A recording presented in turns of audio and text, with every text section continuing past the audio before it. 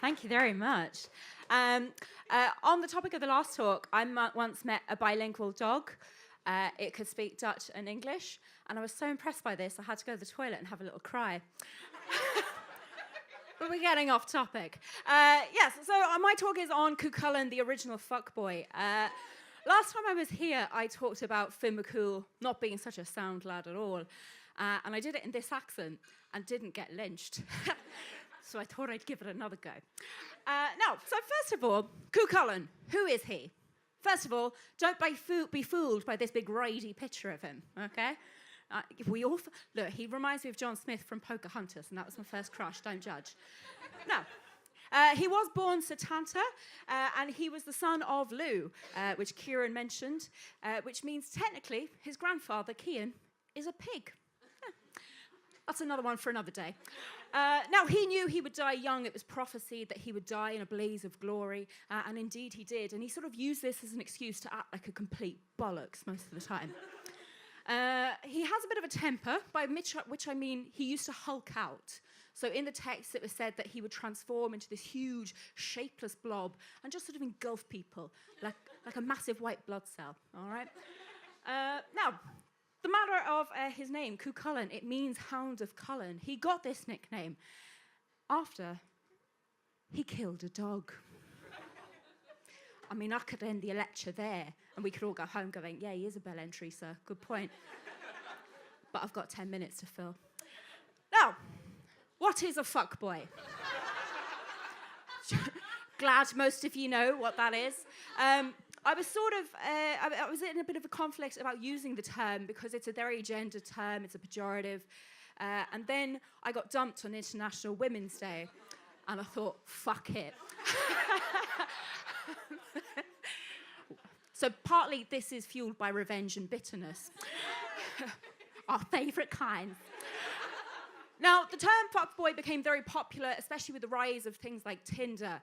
They're the kind of guys that will say things like, I don't like labels, I don't do relationships, but they'll want all the things of a relationship. And they think Netflix and chill is a genuine date option, and they love calling their exes crazy. Yeah, key signs, keep out for them. Now, Vanity Fair put it best, I think, when they said, he is a womanizer, an especially callous one, as well as a kind of loser. They are emotional vampires to women. Ooh, cutting. Now, this isn't a new term. It's been around for quite a while in various different guises. It was best put by TLC. A scrub is a guy that can't get no love from me, hanging out the passenger side of his best friend's ride, trying to holler at me. Deep philosophers of our time. Now, Cú Chulainn did a lot of hollering at women from his best friend's ride / chariot. One of these was a lady called Emma. Now, he rocks up to her house. She's just trying to get about her business, and he's all giving it all that, talking about, oh, at my weakest, I have the strength of 20 men. I can fight off 100 of them. Yeah, get a load of this. A lot of that. And he talks to her in riddles and innuendo.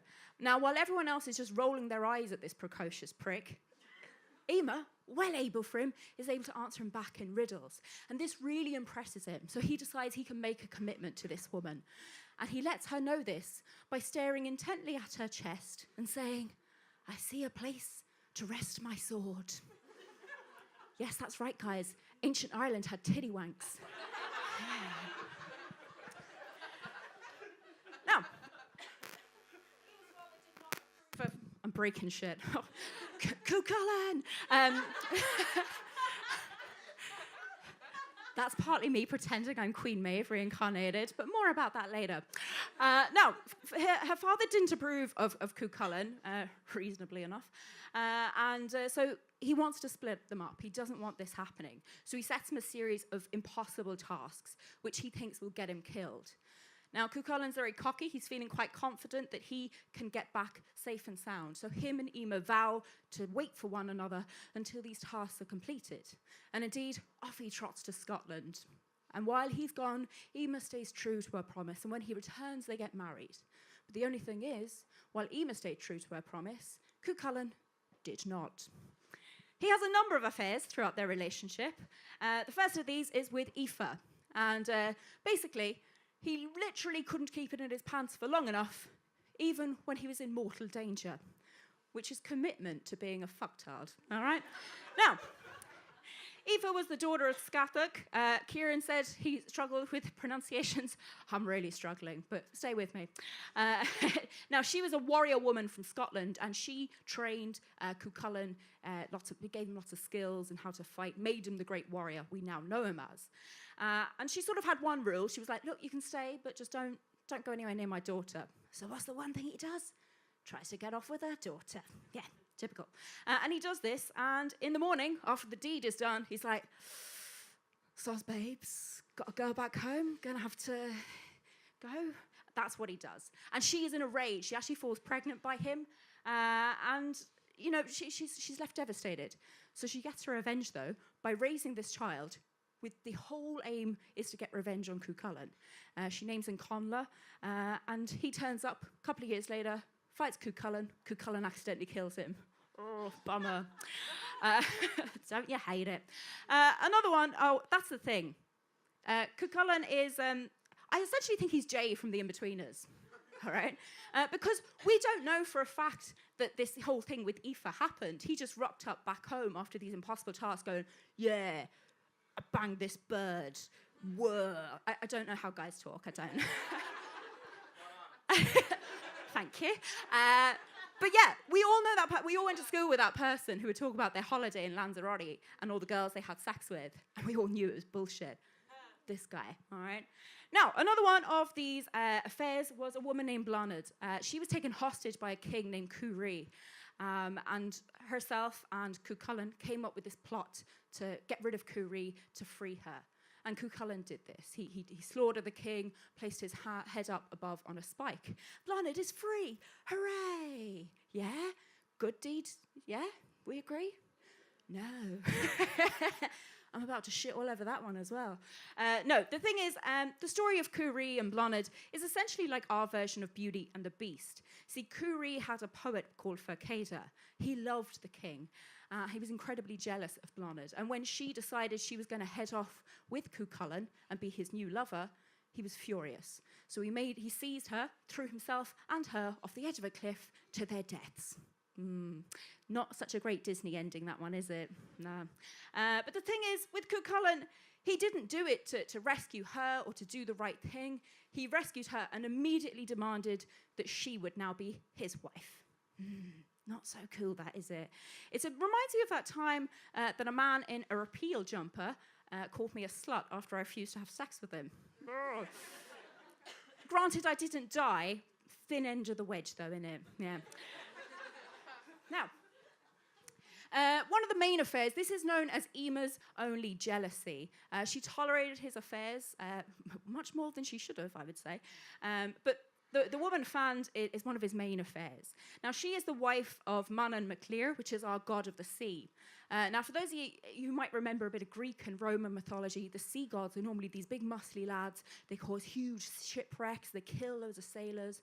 Manon MacLear is very different. He likes to just ride around the ocean floor on his white horse called Ember of the Flowing Mane. Yeah, he's really sound. He's actually quite nice. But Cú Chulainn claims he was tricked into this love affair. He claimed that Fand had put a sickness on him and that only she could cure it. So while he lies in the bed, like, I think it was just a hangover, I don't know. He sends his best friend off in his ride, like that classic TLC song, a.k.a. his servant in his chariot, to go and find out what's happening. And basically, it's the mythological equivalent of the teenage disco, "Will you shift my friend?" Yeah. Now, he does this, sends them off, and the two of them, they're riding all around the other world, okay? Banging here, there, and everywhere. But poor old Cú Chulainn, he's so sad, living in this land of perfect bliss and happiness where there's no sadness or death. And so he demands that Fand come back to this world with him so he can kill some shit in between the riding. Whatever you're into, do you know what I mean? Now, so they get a special mention for the world's least discreet affair, but that's the problem. When they return to this world, Eime finds out. There's meant to be a sound effect there. It's not working. That's fine. Basically, I did the EastEnders duff-duffs. Do. Thank you. It was my favourite audio joke I've ever done, and I've just shat all over my own moment. It worked in the rehearsal, guys. Now, but Ema finds out. So what does she do? She arrives with 50 other women, all of them armed with knives, and calls him out on his shit, demands that he leave this woman and return to her. And how do you think Cú Chulainn takes that? Do you think he goes, yeah, fair point, I've acted like a dick, I'm really sorry? No. He goes off an incredible sulk, decides to head off to the mountains there. So it's less Incredible Hulk, more...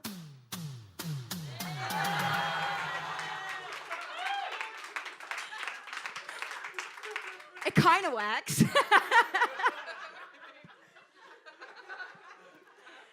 Oh, boy. Do you ever just go, how did I get here? No, so yes, so more Incredible Sulk. And anyone who tries to come near him, he kills, basically. Now, what else do we have? There is one woman who doesn't take any of his shit. None of it. There is the Morrigan. Now, she's an Irish goddess of war, death, and also the patron of revenge, okay? Big favourite of mine. But she was a shapeshifter as well, and she offered herself to Cú Chulainn at one point, but she was in the form of a sort of haggard old woman, and he takes a look at her and goes, nah, you're all right, thanks.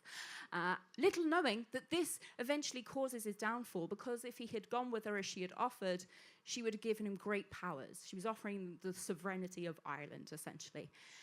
So once she gets jilted, she decides she's going to take her revenge by basically being a massive pain in the arse for the rest of his life. Yeah. So that's what she does. In his death, she turns into a raven. She circles above him. And when Cú Chulainn's dying, he demands that he's tied to a stone so he can stand up while facing his enemies. I mean, fuckboys. For guys that like using the word chill a lot, they love drama, okay? So she circles around him, and only when he dies does she rest on his shoulder and start picking away at his dead corpse. Ooh, charming. And you can now go see this immortalised in a statue in front of the GPO. Yeah, there she is now, pecking away at his eyeballs. Lovely. Now, it wouldn't be me talking about mythology if I didn't fangirl over Queen Maeve. Queen Maeve, one of my favourite people in all of our mythology. She's a fucking champion. And Queen Maeve is one of the main adversaries of Cú Chulainn throughout his lifetime. She's one of the key characters in a story called The Cattle Raid of Cooley. And basically, poor old Queen Maeve, in the middle of this great battle, trying to steal a cow. Again, Kieran, don't ask. Magic cows, big thing in ancient Ireland. So, poor old Queen Maeve. We know what it's like, ladies, don't we? You're wearing your white jeans and going kite surfing on your rollerblades, and then your period comes. That's kind of what happened to Maeve. This is from the Cattle Raid of Cooley. Then Maeve got her gush of blood. Fergus, she said, take over the shelter of the shields at the rear of the men of Ireland until I relieve myself. By God, Fergus said, you have picked a bad time for this. It's a bit like that guy that thought periods were just women pissing themselves. The mind boggles. Now, this isn't a man she was having an affair with as well. Maeve would either sleep with 30 men or Fergus. So you could see why she kind of forgave him this shit. Now, Cú Chulainn then, when she is relieving herself, there's 3 rivers of blood gushing from her. What a mental image that is. He reaches her and he says, if I killed you dead, it would only be right, he said. But he spared her, not being a killer of women. Oh, aren't you great, Cú Chulainn? Is it that you're afraid to kill a woman, that you respect them too much? No. Or is it because you're the kind of dweeb that gets embarrassed saying the word tampon? Probably that one. Now, so next time you find yourself getting jilted, or you have your little heart broken, or somebody disrespects you, I want you to head off to the GPO. Take a look at that statue and ask yourself, what would the Morrigan do? Thank you very much.